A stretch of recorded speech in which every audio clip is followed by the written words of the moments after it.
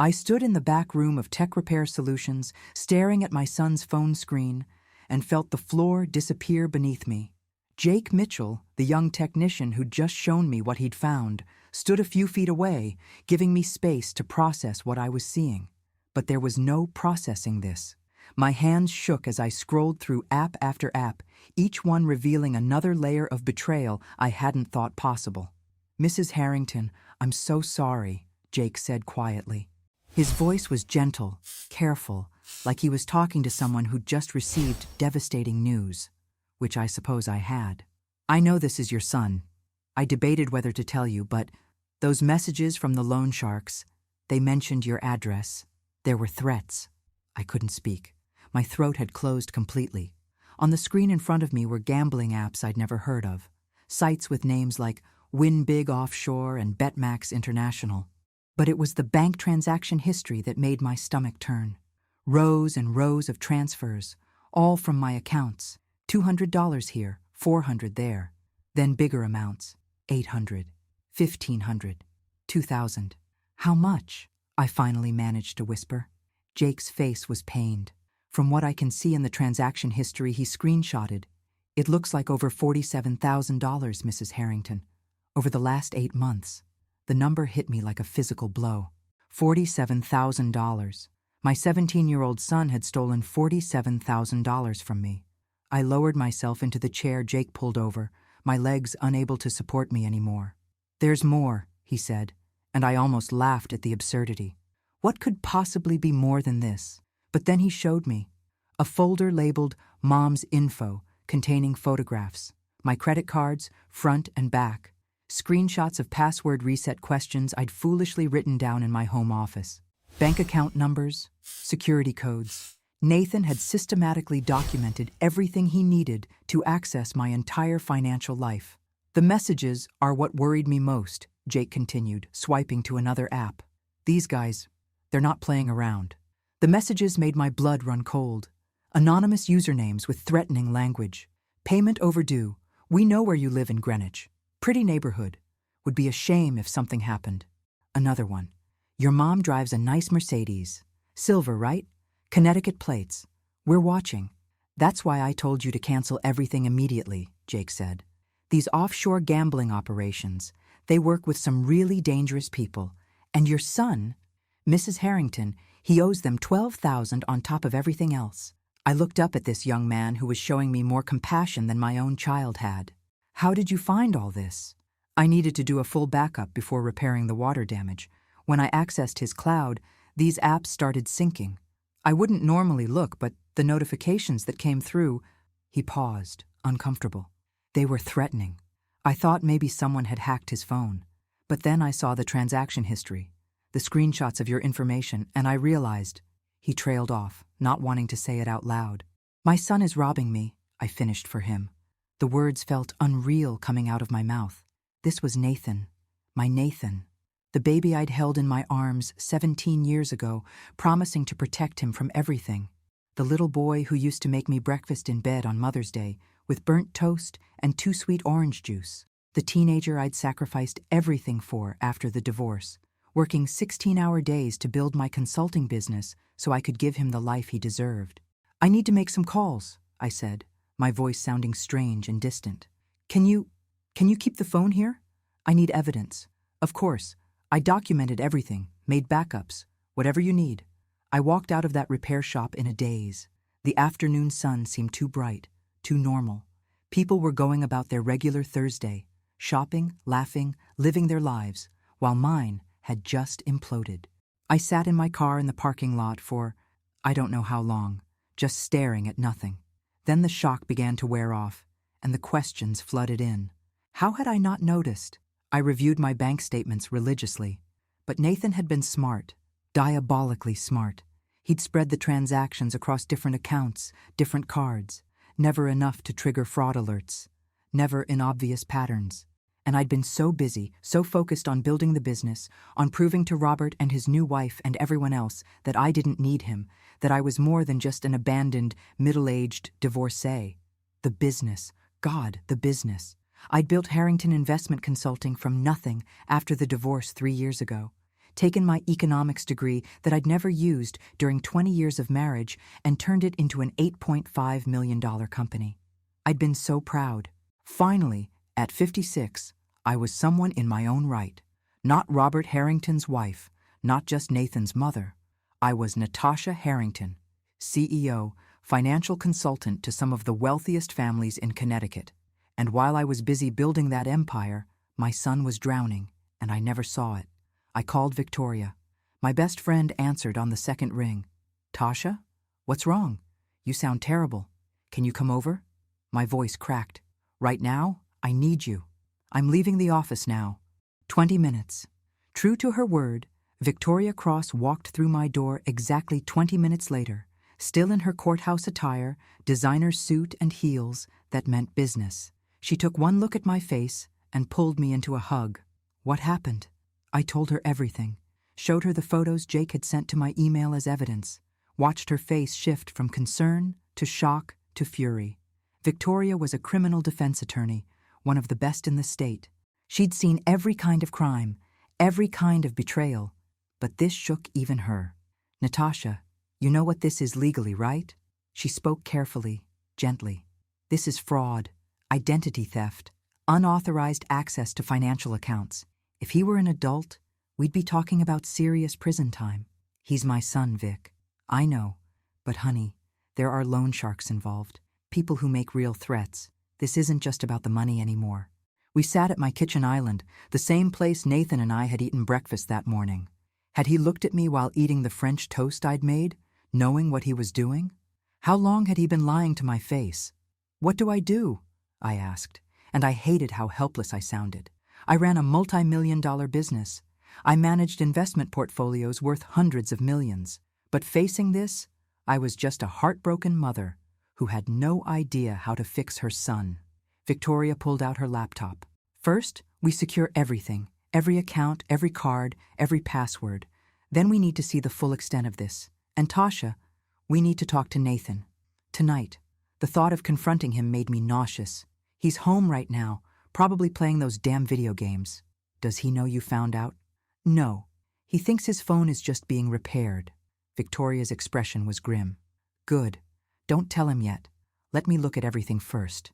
We need to understand exactly what we're dealing with before we confront him." We spent the next 2 hours going through my accounts with forensic precision. Victoria made notes, built a timeline, documented every fraudulent transaction.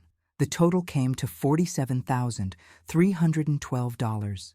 Nathan's first theft had been 8 months ago, $200 from my rarely used savings account, small enough that I'd never noticed. He'd been testing, seeing if he could get away with it, and when he did, he got bolder.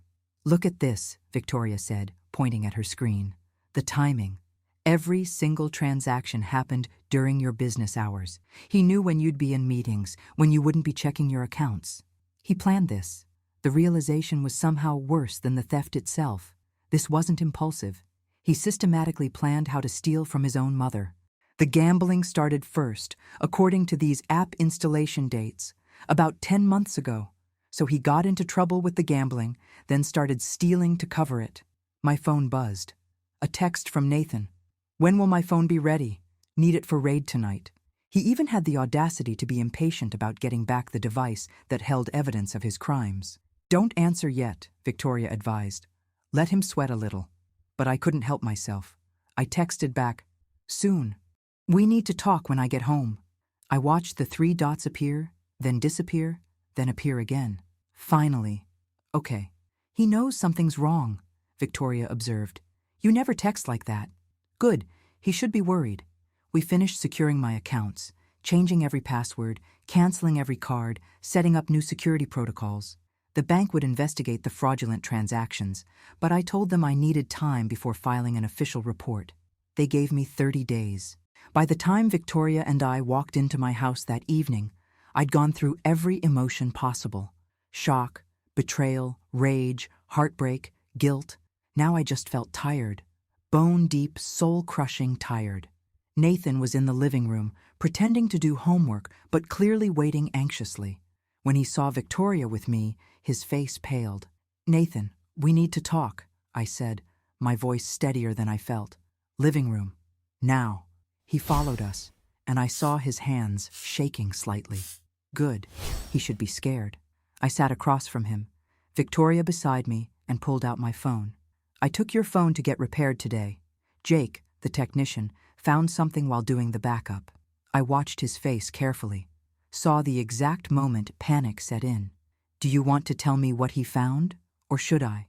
Mom, I can explain. Can you explain this? I turned my phone toward him, showing the screenshot of the gambling apps. Or this? The transaction history. Or this? The photos of my credit cards. His face crumbled. For a moment he looked like the little boy he used to be, caught doing something wrong. But this wasn't a broken vase or a bad grade. This was $47,000 in loan sharks threatening our family. I'm sorry, he whispered. Mom, I'm so sorry. Sorry? The word came out harsher than I intended. Nathan, you stole nearly $50,000 from me. You photographed my credit cards, my passwords, my bank information. You've been systematically robbing me for 8 months. And you're sorry? The tears started then, streaming down his face. I didn't mean for it to get this bad. It started as just a game, just fun. I won $3,000 the first night, and it felt amazing, like I was finally good at something. But then I started losing, and I thought I could win it back, and it spiraled. So you decided to steal from your mother? Victoria's voice was cold, professional. Did you think about what would happen when she found out? Did you think about the loan sharks threatening her? I thought I could pay it back before she noticed. I thought, if I just won big once, I could put everything back and she'd never know. But you kept losing, I said flatly. Yeah. His voice was barely audible. I kept losing. I sat there looking at my crying son, and suddenly I was transported back 3 years, to the day everything fell apart, the day I discovered Robert's affair and our marriage imploded. Nathan had been 14 then, still my baby in so many ways, despite his attempts to act grown. I remembered coming home early from a canceled meeting, finding Robert's car in the driveway at 2 in the afternoon on a Tuesday, walking into our bedroom and seeing him with Michelle, his 28-year-old project manager. The cliché of it would have been funny if it hadn't destroyed everything. Michelle scrambling for her clothes, Robert's face, not even apologetic, just annoyed at being caught, and Nathan, standing in the hallway behind me, having come home sick from school, witnessing the entire scene. The divorce took 8 months. 8 months of lawyers and mediators and dividing up 22 years of marriage like we were splitting up furniture. I got the house in Greenwich, the one we'd bought when Nathan was 3. Robert got his company and most of the liquid assets. I got a settlement of $1.2 million and monthly child support of $3,000. Not nearly enough considering his $12 million net worth, but my lawyer said I was lucky to get that much. Connecticut was an equitable distribution state, not a community property state, and Robert had started his construction business before we married. During those 8 months, I watched Nathan change. The talkative, energetic boy who'd always shared everything with me went silent. He stopped talking about school, about his friends, about anything that mattered. He'd come home, mumble a greeting, and disappear into his room. When I tried to talk to him, really talk, he'd say he was fine, just tired, just had homework, just wanted to be alone. His therapist, Dr. Linda Chen, assured me this was normal. Teenagers process divorce differently than adults. He needed time and space. She recommended I give him that space while making sure he knew I was there when he was ready to talk. So I gave him space. Too much space, I realize now. And I threw myself into building something of my own. For 22 years, I'd been Robert's wife. I'd put my economics degree from Wellesley in a drawer and played the role of corporate wife perfectly. Hosted his business dinners, organized charity events, made our home a showcase, raised our son. I'd been good at it, great at it even. But it hadn't been enough for Robert. So at 53, I dusted off that degree and started Harrington Investment Consulting. I used my divorce settlement as seed money and leveraged every connection I'd made during my marriage. Turned out all those charity boards and business dinners had value after all. Within 6 months, I had 12 clients. Within a year, I'd expanded to an office in downtown Greenwich with 2 junior consultants working under me. By the end of year 2, we managed portfolios worth over $80 million, and my personal net worth had grown to $8.5 million. I was proud of what I'd built, proud that I'd proven I was more than just someone's wife. But looking at Nathan now, seeing the wreckage of what he'd become, I realized what that pride had cost. When did the gambling start? Victoria's question pulled me back to the present. Nathan wiped his eyes with his sleeve. Last winter, around February, there was this guy at school, Tyler Westbrook. His dad runs a hedge fund. Tyler was always showing off these gambling apps, talking about how much money he was making. Said all the kids from rich families did it, that it was easy money. "You're 17, I said. "These sites are supposed to verify age. They do offshore. Tyler showed me how to fake the documents. You just need a decent photo editing app and someone's old ID to copy the format." He wouldn't meet my eyes. "I used your old license from when we cleaned out the junk drawer." Another small betrayal in a mountain of them. "Go on." "I started with $100 from my allowance. Won $200 the first time. It felt incredible, Mom. Like I'd figured out some secret code, like I was actually good at something." His voice cracked. "You were always at work. Dad had his new family. I was just alone. But when I was gambling, I felt alive, like I mattered." The guilt hit me like a punch to the stomach. "Nathan, I'm not blaming you," he said quickly. "This is on me. I know that. But you asked how it started, and that's how. I was lonely and angry, and this made me feel powerful. At first, I was winning more than losing. Made $3,000 in one night on a basketball game. Felt like a genius." "When did it turn?" Victoria asked. "March, maybe? I had this streak of bad bets. Lost the $3,000 plus another $2. Used all my birthday money, all my allowance. Then I was down $5,000 total, and I panicked. Tyler said that's normal, that you just need to bet bigger to win it back faster. So I needed more money. And you looked at me," I said softly. "You had so much, Mom. The business was doing so well. You were always talking about new clients, bigger portfolios. And I thought I could just borrow some, win it back, return it, and you'd never even know it was gone." "That's not how gambling works, Nathan," Victoria said. "The house always wins. Always. These offshore sites are designed to take your money." "I know that now." His frustration burst out. "Don't you think I know that? I'm not stupid. But when you're in it, when you're chasing that high of winning, you can't think straight. You just keep believing the next bet will be the one that fixes everything." I remembered my conversations with Dr. Chen during Nathan's therapy sessions after the divorce. She'd warned me to watch for signs of addictive behavior, saying children of divorce sometimes developed unhealthy coping mechanisms. I'd nodded and filed it away, thinking she meant drugs or alcohol. It never occurred to me to monitor his phone for gambling apps. "How did you get my passwords?" I asked. He looked ashamed. "You wrote them down. In that notebook in your home office, the blue one. You think you're so careful, but you write everything down because you're always worried about forgetting. Credit card pins, bank passwords, security questions, it's all in that notebook." He was right. I did write things down. Too many accounts, too many passwords. I'd meant to get a proper password manager, but it was always on my endless to-do list, never quite urgent enough to actually do. "The first time I took money was 8 months ago. $200 from your savings account, the one you never check. I was terrified you'd notice, but you didn't. So I waited a month and took $300, then $400. Each time, nothing happened. No phone calls, no questions. So I got braver." "The amounts got bigger," Victoria noted, looking at her timeline. "Yeah, I was losing more, needing more to try to win it back. And the loan sharks, they make it so easy at first. 'Don't worry, we'll extend your credit. You're good for it.' But then the interest starts piling up, and suddenly you owe way more than you borrowed. 12,000 to the sharks," I said, "on top of the 47 you stole from me. The 47 was over 8 months. The 12 to the sharks was just in the last 6 weeks. He looked terrified now. "Mom, they know where we live. They've sent pictures of our house, of your car. They said if I don't pay by the end of this month, they'll make me pay another way." Victoria and I exchanged glances. This was worse than I'd thought. "Why didn't you come to me?"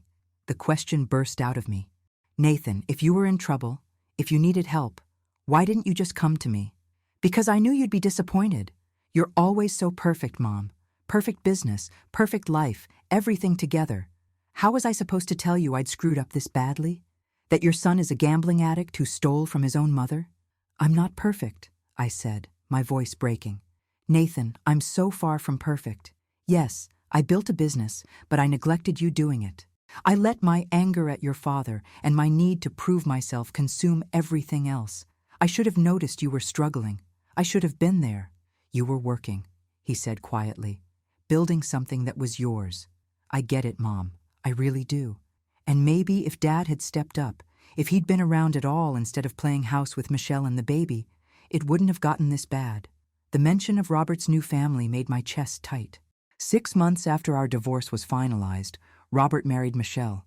6 months after that, she gave birth to Robert Jr., the son he'd always wanted to name after himself, but I'd vetoed when Nathan was born. Robert had moved on completely. Building a new family like the old one had never existed. When was the last time your father took you to do something? Victoria asked. Just the two of you? Nathan thought about it. I don't know. Christmas, maybe? He took me to lunch.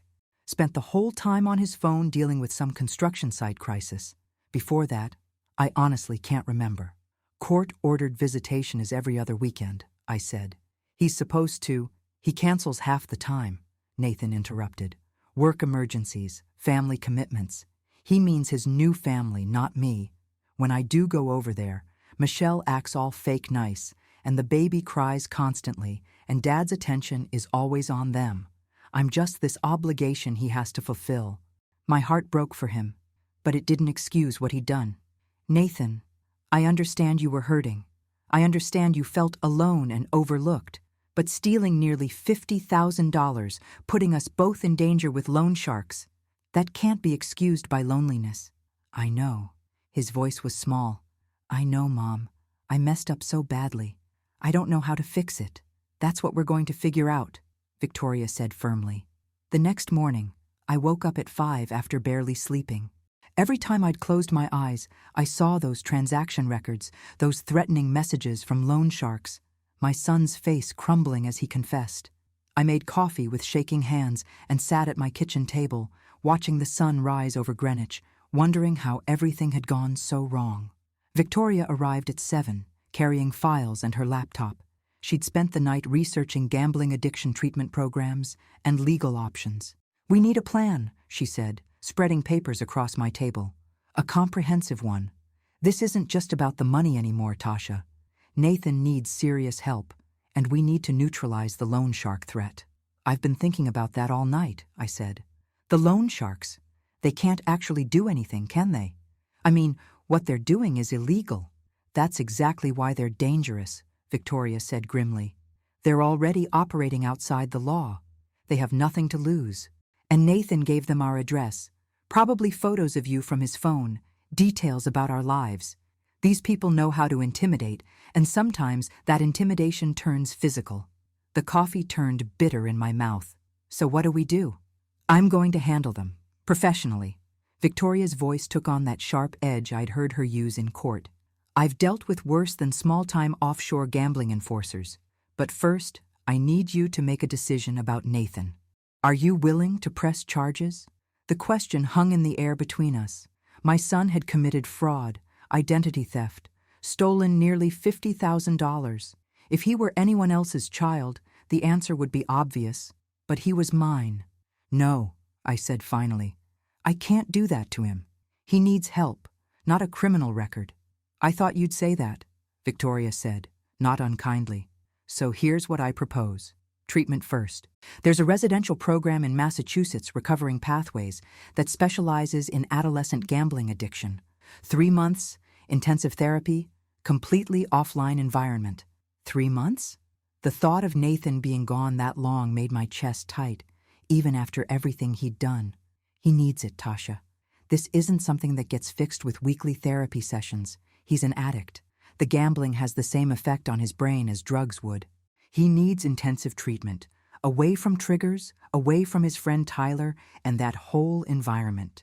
I thought about Nathan's school, Westbrook Preparatory. $65,000 a year for the privilege of my son being introduced to offshore gambling by children of hedge fund managers. He's not going back there, to that school. Agreed, Victoria said. When he comes back from treatment, he needs a fresh start. Public school, normal kids, real consequences. And Tasha, you need to make changes too. What do you mean? She looked at me with the brutal honesty only a best friend can deliver. You've been using work as an escape, building this empire to prove something to Robert, to yourself, to everyone. And I get it. After what he did, you needed to prove you were more than his discarded wife. But you've taken it too far. Nathan has been drowning for months, and you didn't notice because you were too busy acquiring new clients and expanding the business. The words stung because they were true. I thought I was being a good role model, showing him that women can be successful, that I didn't need Robert. And you are successful. You've built something incredible. But Nathan didn't need a business mogul for a mother. He needed his mom, present, available, paying attention. Tears burned in my eyes. I failed him. You both failed each other, Victoria said gently. That's what we're going to fix, but it requires real change from both of you, not just Nathan going to treatment and coming back to the same absent mother. She was right. I knew she was right. What do I need to do? Scale back the business, 40% at least. Promote Jennifer to co-CEO. Let her handle the expansion plans. You focus on maintaining existing clients and being present for Nathan. No more 16-hour days. No more working through weekends. Your son needs to be your priority, not your next big portfolio. The thought of pulling back from Harrington Investment Consulting made me anxious. The business was my proof of worth, my identity beyond wife and mother. But what good was an $8.5 million company if I'd lost my son in the process? Okay, I said. I'll talk to Jennifer today. Good. Now, let's talk about Robert. He needs to be part of this solution.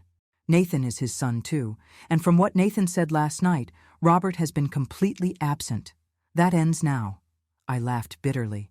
Good luck getting Robert to care about anything beyond his new family and his construction empire. Let me handle Robert, Victoria said with a smile that didn't reach her eyes. I've been wanting to have a conversation with him for 3 years now. We spent the next 2 hours mapping out a complete plan. Treatment for Nathan, school transfer, family therapy for all of us, including Robert. Financial restitution, Nathan would have to pay back every dollar, even if it took years. And new boundaries, real ones, with actual consequences. At 9, Victoria made the first call. To Recovering Pathways, explaining the situation. They had an opening starting Monday, 4 days away. The cost was $32,000 for the 3-month program. I didn't hesitate. If it saved Nathan, it was worth every penny. The second call was harder. Victoria dialed the number from the loan shark's messages, putting it on speaker. A man answered on the 3rd ring. Yeah? This is Victoria Cross, attorney representing the Harrington family. You've been sending threatening messages to a minor regarding gambling debts. I want to be very clear about something. My client is 17 years old. Any contract or debt arrangement with a minor is void under Connecticut law. You have no legal standing whatsoever. Silence on the other end, then. The kid owes $12 grand. That's not going away. Actually, it is. Here's what's going to happen. The Harrington family will pay you $5,000 as a settlement, and you will cease all contact immediately. If you refuse, I'll be forwarding all evidence of your illegal lending practices, threats, and exploitation of a minor to the FBI, Connecticut State Police, and the IRS. I have your phone number, samples of your voice from this call, and detailed records of your operation. Do we have an understanding? Another long silence. I held my breath. Finally, $5 grand. Cash. Today. Electronic transfer, traceable, to an account you provide. For my client's protection and yours. The transfer memo will read, Final settlement, all claims resolved. You'll sign a release. You're a real piece of work, lady. I'm a criminal defense attorney who's dealt with actual organized crime, not small-time offshore gambling enforcers. 5,000, release signed, you disappear. Or I make one phone call and you're dealing with federal charges. Choose. He chose the money. 20 minutes later, we had account information and a signed digital release. I transferred $5,000, and just like that, the loan shark threat was neutralized. It felt too easy, but Victoria assured me these types always folded when confronted with real legal consequences. One problem solved, she said. Now for the harder one. Robert. She called him at 10. I could hear his voice through the speaker, irritated at being interrupted. Victoria, this better be important. I'm about to meet with the Planning Commission about the Stamford project. Nathan stole $47,000 from Natasha over the past 8 months to fund a gambling addiction. He's also been threatened by loan sharks. We're sending him to residential treatment on Monday. You need to be at Natasha's house tonight at 7 for a family meeting. The silence on Robert's end was absolute. Finally, what did you just say? Victoria repeated it, adding details. I heard the change in Robert's voice, the shock, the disbelief. Nathan did this? Our Nathan? Your Nathan has been struggling with serious addiction while you've been busy with your new family, Victoria said coldly. Yes, that Nathan. 7 tonight. Don't be late. She hung up before he could respond. I looked at her with something like awe. You're terrifying when you want to be. That's why I'm good at my job. She checked her watch. You need to talk to Nathan now. Tell him about treatment. It's going to be hard, but he needs to know this is happening.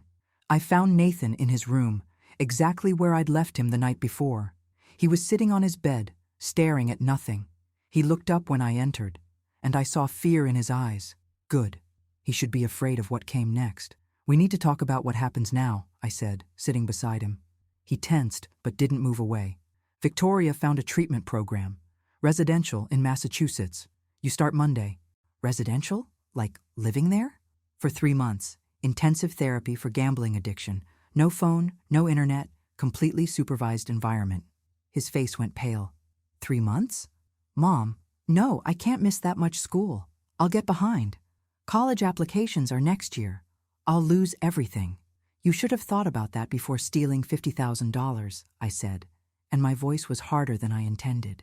Nathan, this isn't negotiable. You're an addict. You need help. Real help, not just promising to stop and hoping for the best. What about school? You're withdrawing from Westbrook Prep. When you come back from treatment, you'll enroll in Greenwich High School for your senior year. Public school? He looked horrified. Mom, everyone I know goes to Westbrook. My friends are there. Your friends like Tyler who introduced you to illegal gambling? Those friends? I shook my head. You need a fresh start, Nathan. Away from that environment, those influences. Public school, normal kids, a normal life. My life was normal. Your normal was stealing from your mother and being threatened by criminals. So no, your life was not normal, and we're changing it. He started crying then, and despite my anger, my heart broke for him. He was still my baby, still the boy I'd raised. I'm scared, Mom. What if treatment doesn't work? What if I come back and I'm still broken? I pulled him into a hug, and he collapsed against me like he used to when he was small. Then we'll figure it out together. But Nathan, you have to do the work. You have to really commit to getting better. I can't do it for you. I'm sorry, he sobbed into my shoulder. I'm so sorry, Mom. I never wanted to hurt you. I just wanted to feel like I was good at something. Like I mattered. You matter to me. You've always mattered to me. I'm sorry I made you feel like you didn't. I'm sorry I was so focused on the business that I missed how much you were struggling. But we're going to fix this. Both of us. We sat like that for a long time, and I felt some of the rage and betrayal start to ease. Not forgive, not yet. But maybe, eventually, we could find our way back to each other. That evening, Robert arrived exactly at 7. He looked older than I remembered. More gray in his hair, deeper lines around his eyes. He stood in my doorway, the house that used to be ours, looking uncomfortable. Come in, I said. Living room. Victoria was already there, legal pad in hand. Nathan sat on the couch, looking like he wanted to disappear. Robert looked at his son, really looked at him, maybe for the first time in months. Nathan, what the hell were you thinking? Robert, sit down, Victoria commanded. We're going to have a productive conversation, not an interrogation. He sat, but his eyes stayed on Nathan. $47,000. Gambling. How does that even happen? It happens when a kid feels abandoned by both parents and finds an addiction to fill the void, Victoria said bluntly. Natasha has acknowledged her role in this. She was too focused on building her business after the divorce. Now it's your turn. When was the last time you spent meaningful time with your son? Robert's jaw tightened. I have visitation every other weekend. I see him regularly. He says you cancel half the time. And when he does come over, you spend the whole visit focused on Michelle and the baby. He says he feels like an obligation you have to fulfill, not a son you actually want around. That's not true, Robert said, but his voice lacked conviction. It is true, Nathan said quietly. Dad, you replaced me. New wife, new kid, new family. I'm just this leftover from your first attempt at life that didn't work out. Robert's face flushed. Nathan, that's not... I didn't mean for you to feel that way. But I did. I do. You got everything you wanted. Mom threw herself into work, and I was just alone, trying to figure out how to exist in this new reality where neither of my parents really had time for me. The room fell silent. I could see Robert struggling, probably for the first time understanding the damage his choices had caused. Not just the affair and divorce, but everything after. The quick remarriage, the new baby, the gradual distancing from the son who reminded him of his failure.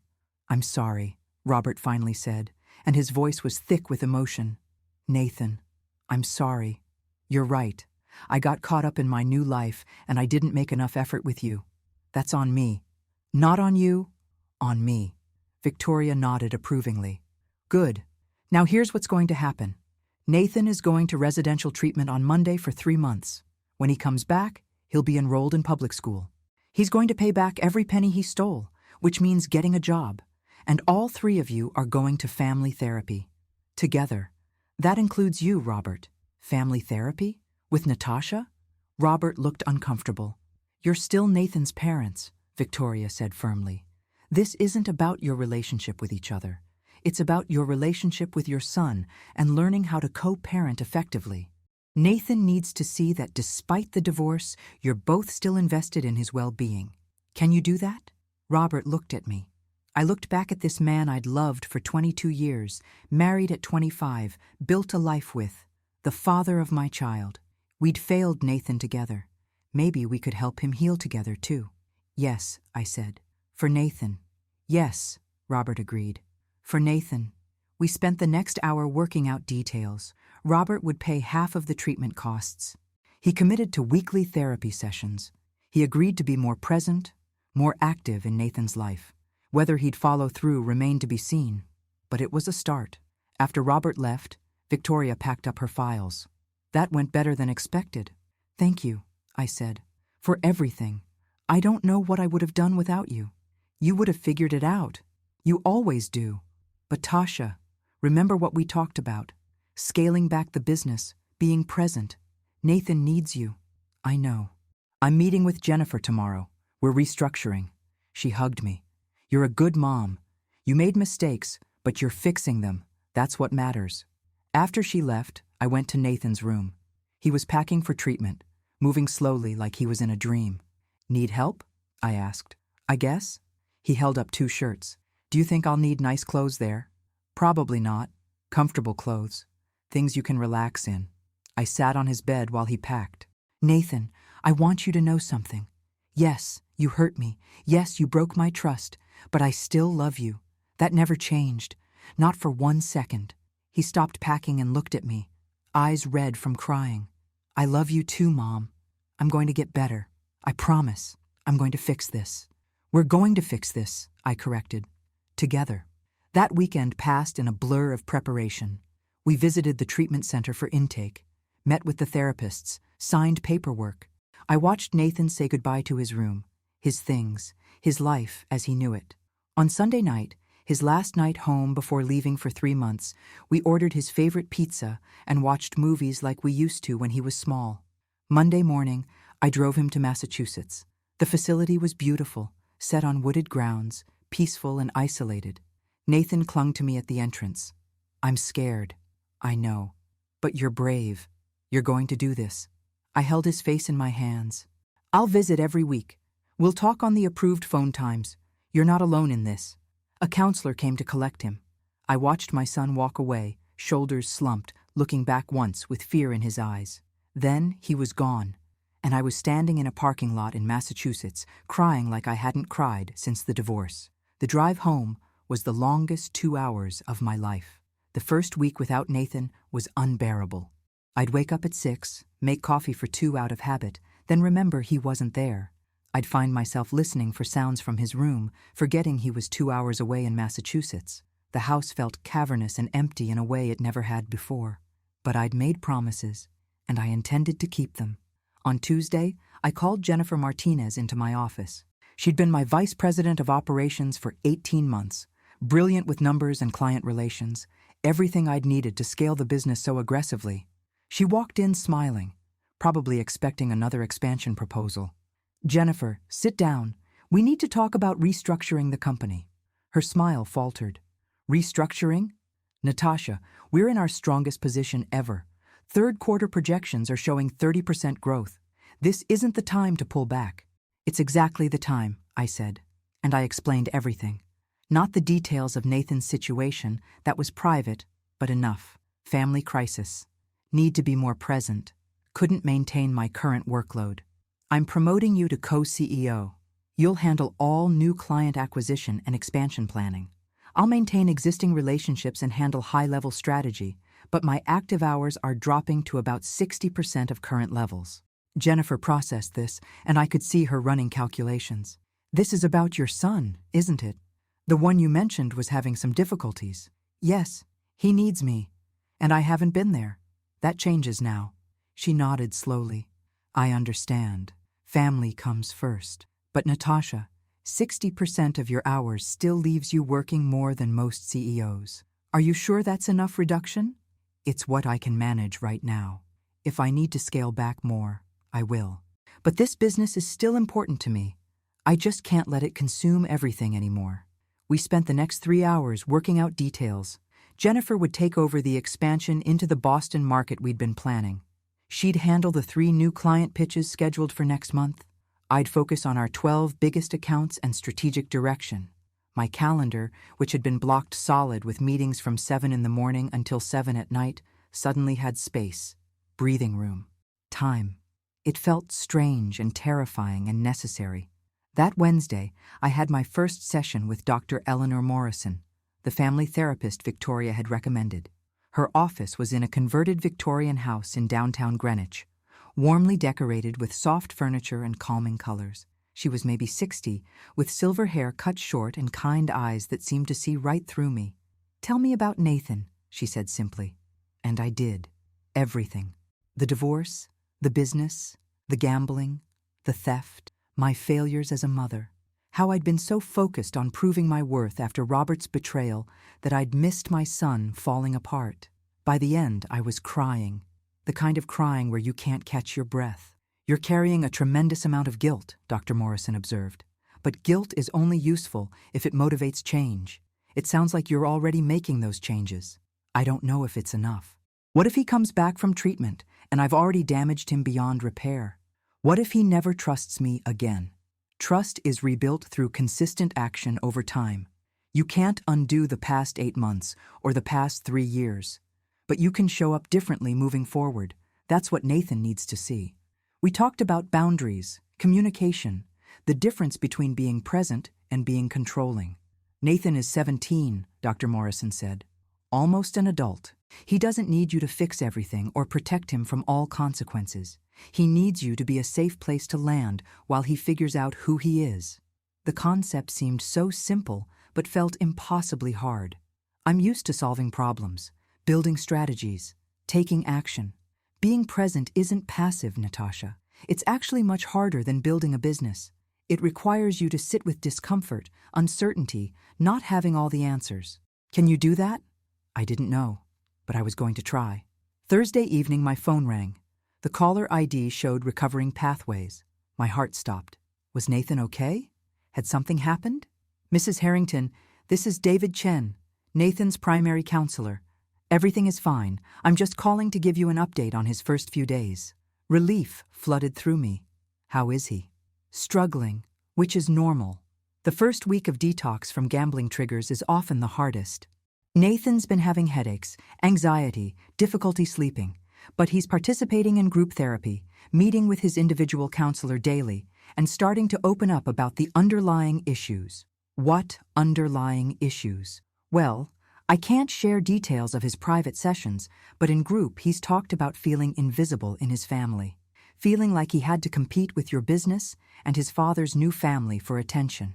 The gambling gave him a sense of control and excitement that was missing from his life. Hearing it laid out so clinically made it worse somehow.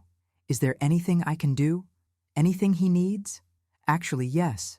Nathan asked if you could send some photos, pictures of the two of you from when he was younger. Happy memories. He's creating a motivation board, things to remind him why he's doing this hard work. That night, I went through old photo albums for the first time since the divorce. Nathan as a baby, toothless grin and chubby cheeks. Nathan at 5, dressed as Spider-Man for Halloween. Nathan at 10, winning his school science fair. Nathan at 13, before everything fell apart, smiling with both Robert and me at his 8th grade graduation. I'd avoided these photos for 3 years, too painful to look at what we'd lost. But now I saw something different. Proof that we'd been happy once. Evidence that I'd been a good mother before everything went wrong. Hope that maybe we could find our way back to something like that again. I made copies and mailed them Friday morning with a letter. Nathan, I'm so proud of you for doing this work. These photos remind me of the joy you've always brought to my life. We're going to make new happy memories together. I promise. Love, Mom.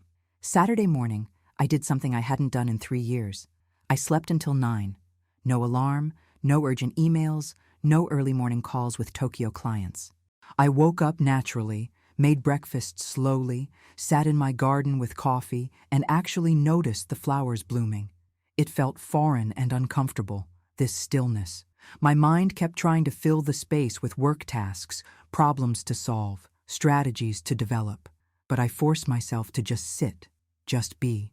This was what Dr. Morrison meant about sitting with discomfort. Sunday, I visited Nathan. The facility allowed family visits on weekends after the first week. He looked tired, but somehow lighter, like some weight had lifted. We sat in the visitor's room, uncomfortable plastic chairs, and just talked, really talked, not the surface level, how was school conversations we'd been having for months.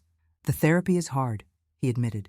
They make you look at everything, all the reasons you started gambling, all the ways you justified it. I had to write an impact letter describing how my actions hurt you.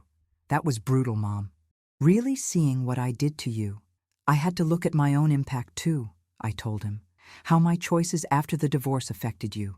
We both have work to do. Yeah. He picked at a loose thread on his jeans. But I'm glad I'm here. I didn't think I would be. But I am. For the first time in months, I'm not thinking about gambling every second. My head feels clearer. That's good. That's really good, Nathan. As I drove home that evening, I felt something shift inside me. Not forgiveness yet, not quite, but hope. Real hope that we might actually come through this, that Nathan might actually get better, that I might actually become the mother he needed. The turning point wasn't dramatic. It was quiet. It was showing up. It was doing the hard work. It was choosing to be present even when it was uncomfortable. It was finally understanding that success wasn't measured in dollars or clients or proving Robert wrong. Success was measured in being there when your son needed you most. 6 weeks into Nathan's treatment, I got a call I wasn't expecting. It was Thursday afternoon, and I was reviewing quarterly reports with Jennifer when my personal phone rang. Robert's name flashed on the screen. We'd barely spoken since that family meeting, communicating only through brief texts about Nathan's progress. I need to talk to you, he said without preamble. In person. It's about Nathan. My stomach dropped. Is he okay? Did something happen at the facility? No, nothing like that. But we need to talk. Can I come by tonight? Something in his tone made me agree. He arrived at 7, and I noticed immediately he looked different. Exhausted. Older. The confidence he'd worn like armor since the divorce seemed cracked. We sat in the living room, the same place we'd had that family meeting weeks ago. Robert didn't waste time. Michelle left me, took the baby, and moved back to her parents' place in Boston. She said I've been distant, preoccupied, not the man she married. She wants space to figure things out. I didn't know what to say. Part of me felt vindicated. The relationship that destroyed my marriage was falling apart. But mostly, I just felt tired. I'm sorry, Robert. Don't be. She's right. Ever since that meeting, Since really seeing what our divorce did to Nathan, I've been questioning everything. The affair, the quick remarriage, having another baby so fast.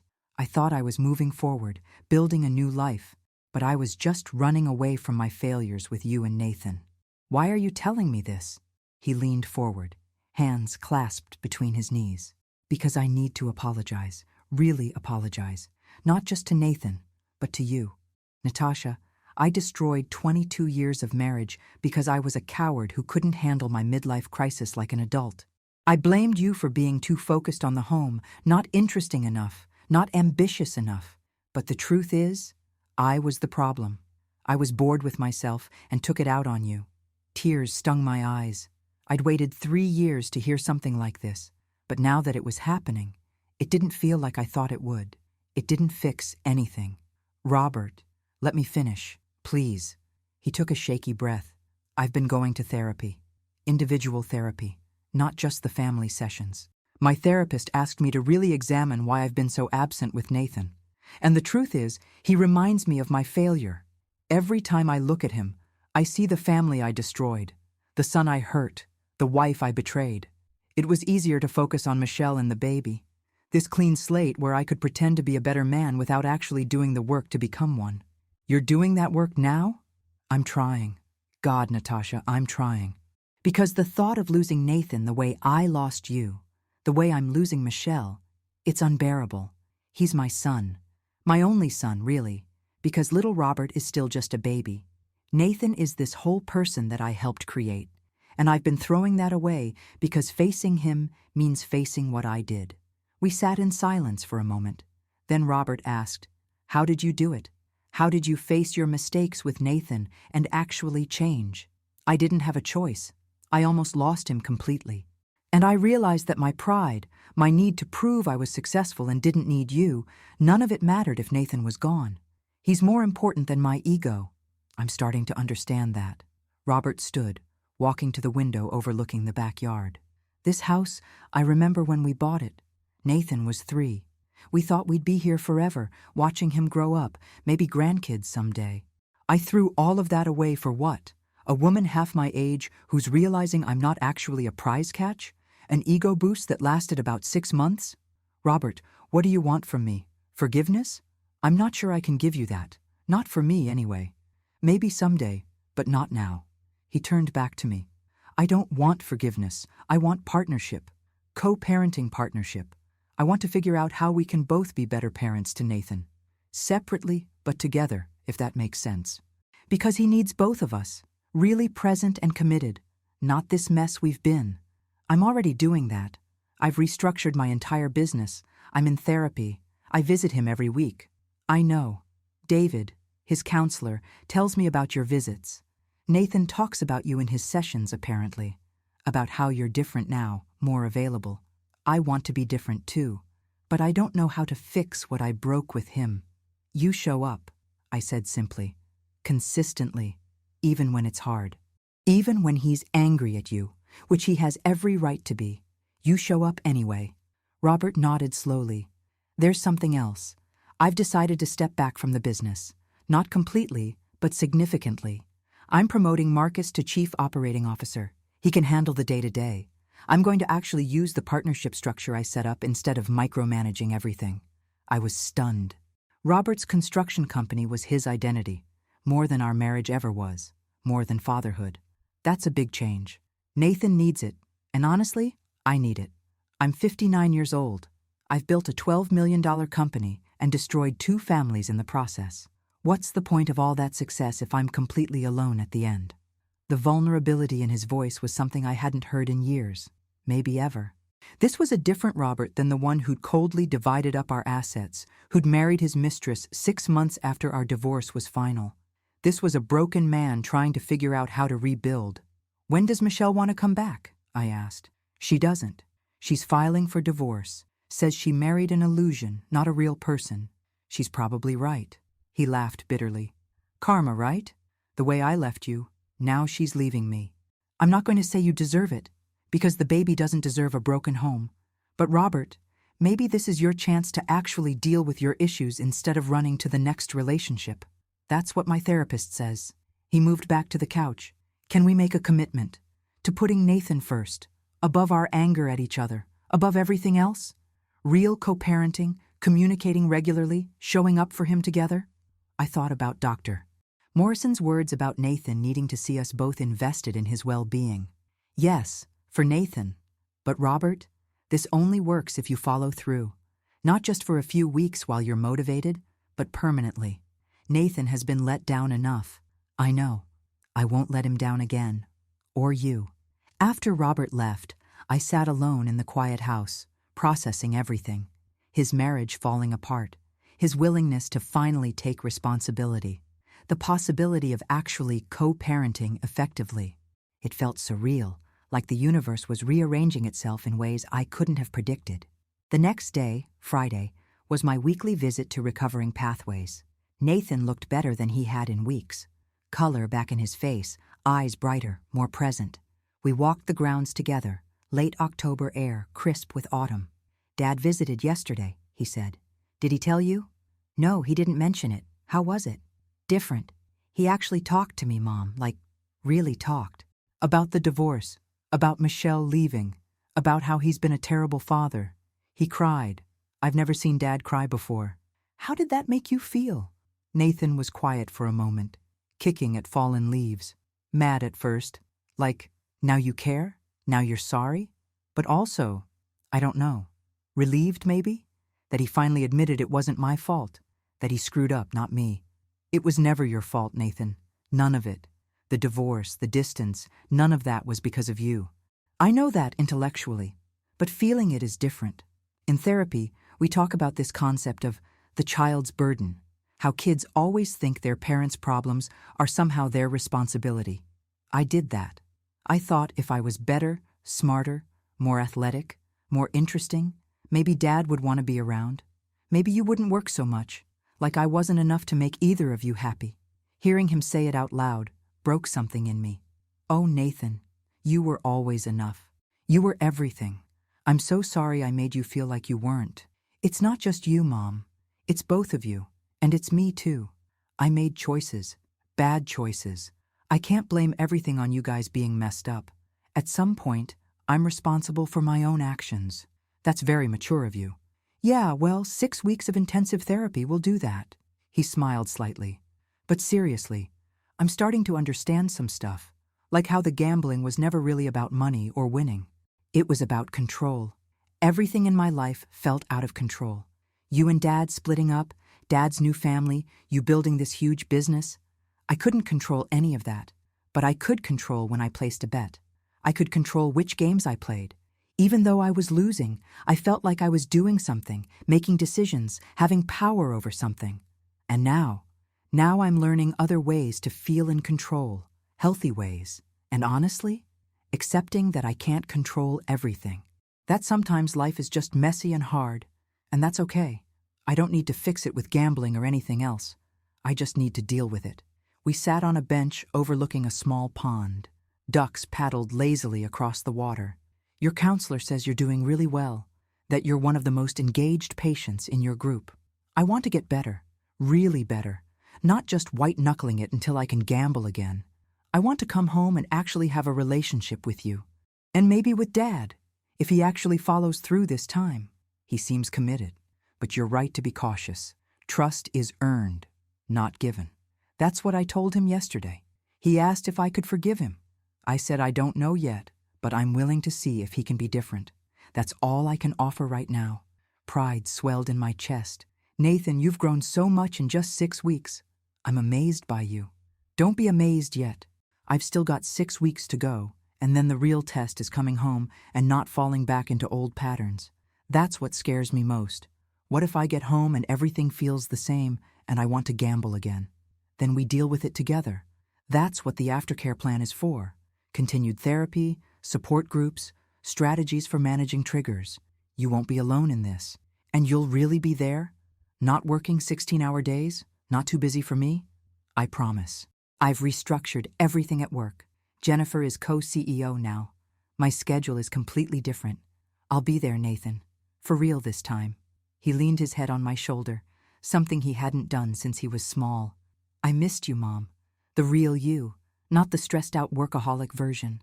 I missed just hanging out, talking about nothing, being together. I missed you too. I didn't realize how much until you were gone. This house is so empty without you.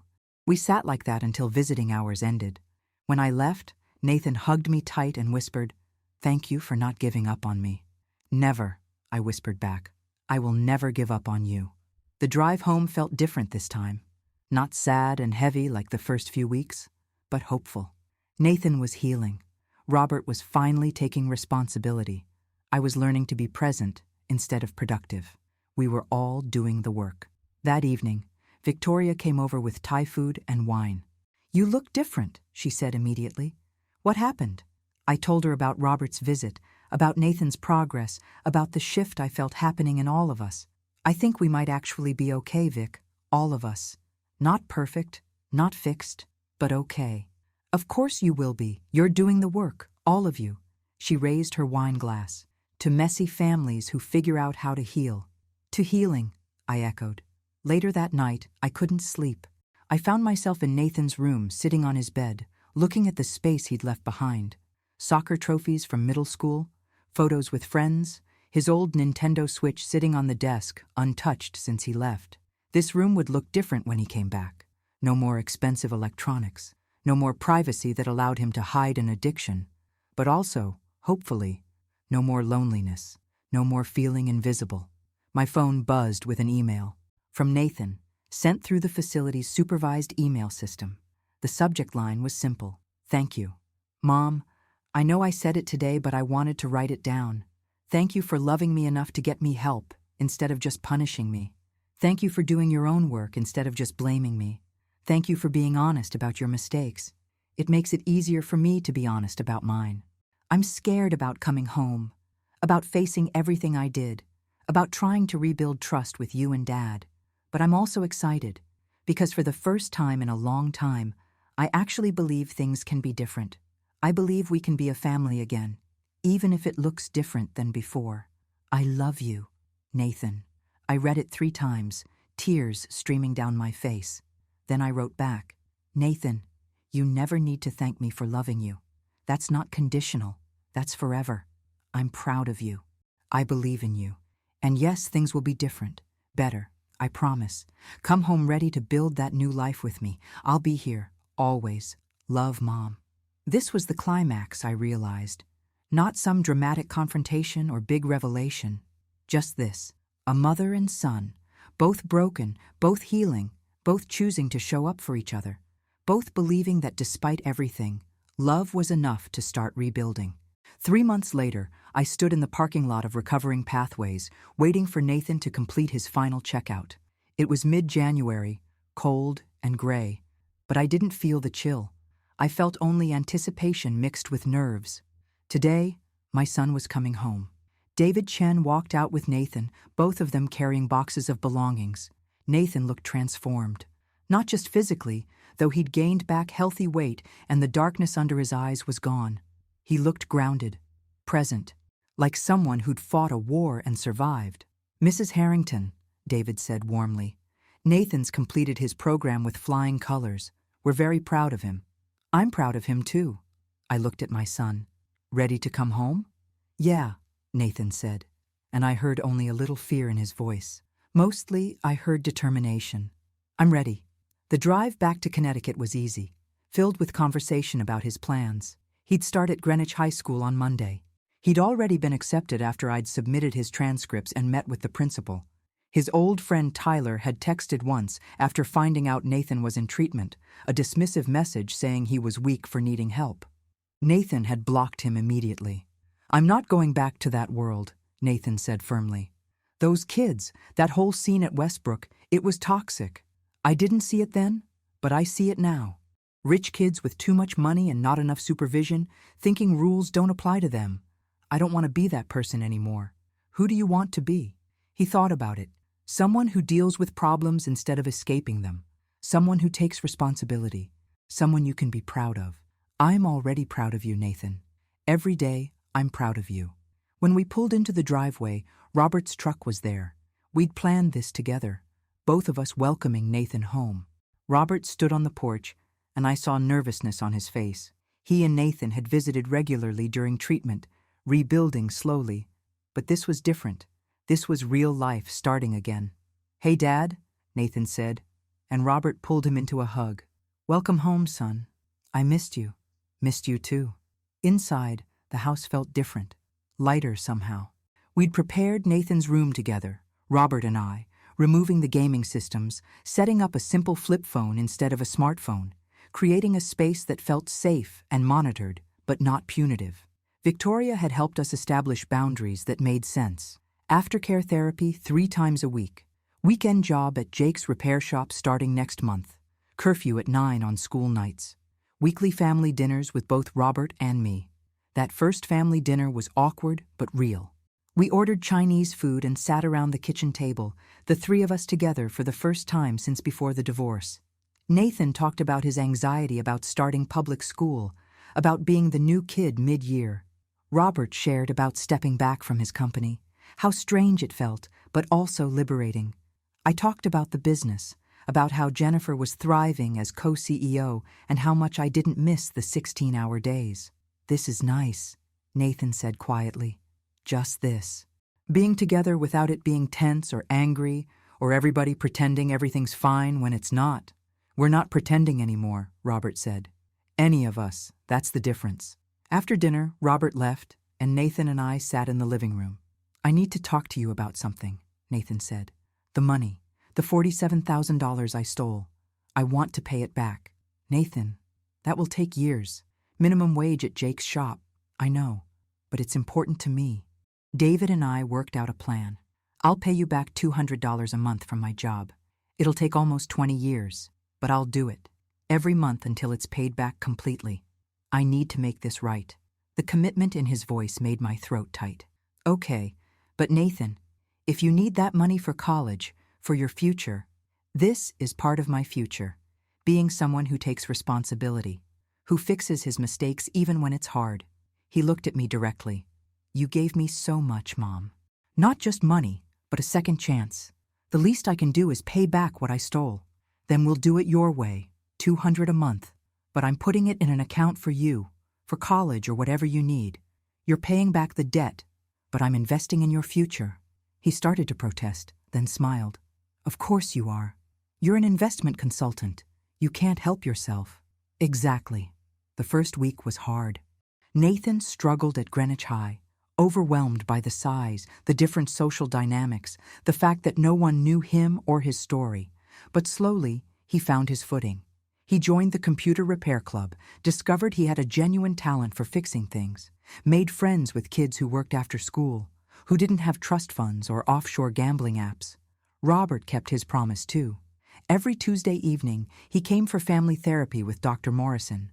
Sometimes the sessions were brutal, all 3 of us confronting years of hurt and resentment. But we showed up. Week after week, we did the work. 2 months after Nathan came home, Jake offered him a real position at the repair shop, not just as an employee, but as an apprentice, learning the business side. "Your kid's talented," Jake told me, "really talented. And he's got integrity now, owns his mistakes, works hard, shows up on time. I'd like to invest in his future if you're okay with that." I was more than okay with it. Watching Nathan find purpose in something healthy, something constructive, was everything I'd hoped for. By spring, we'd established new rhythms. Sunday morning breakfasts, just Nathan and me. Tuesday family therapy. Wednesday dinners with Victoria, who'd become like an aunt to Nathan. Friday nights, sometimes Robert joined us for movies or dinner, sometimes not. But when he did, it was comfortable. We'd never be married again, never go back to what we were. But we were becoming something new. Cooperative co-parents who genuinely cared about our son's well-being. Nathan's 1-year sober anniversary from gambling fell on a beautiful October afternoon. We celebrated at the treatment center, Nathan sharing his story with current patients, offering hope. Robert and I sat together, watching our son speak with confidence and vulnerability about his journey. "We did good," Robert whispered. "Finally, we did something right." "Yeah," I agreed. "We did." That evening back home, Nathan showed me something he'd been working on. A college essay for his applications. The prompt was about overcoming adversity, He'd written about his gambling addiction, about hitting rock bottom at 17, about the people who refused to give up on him. "It's honest," he said nervously. "Maybe too honest, but I don't want to go to college pretending to be someone I'm not. This is my story. This is who I am." I read it through tears. It was raw and real and absolutely beautiful. "Nathan, this is perfect. This is exactly who you are, someone who made terrible mistakes and did the hard work to become better. Any college would be lucky to have you." "You really think so?" "I know so." Later, after Nathan went to bed, I sat in my garden with a glass of wine, reflecting on the past year. The devastation of discovery, the pain of confronting my failures, the terror of sending Nathan to treatment, the slow, hard work of rebuilding trust, the joy of watching him heal. My phone buzzed. A text from Nathan. "Mom, I know I don't say this enough, but thank you. For everything. For not giving up when you could have. For loving me even when I was unlovable. For showing me what real strength looks like. I'm who I am because of you. Love you." I texted back through happy tears. "You were always lovable. Always. And I'm who I am because of you too. You taught me what really matters. Love you more than you'll ever know." The business was thriving under Jennifer's leadership. Nathan was healing and growing. Robert was becoming the father our son deserved. And I'd learned the most important lesson of all. Success wasn't measured in dollars or accolades or proving something to anyone. Success was measured in being present, in showing up, in loving your child through their darkest moments and celebrating their light. That night, I slept peacefully for the first time in over a year, because my son was home, and he was okay, and we were going to be okay. Not perfect, not without scars, but okay. And that was enough. That was everything.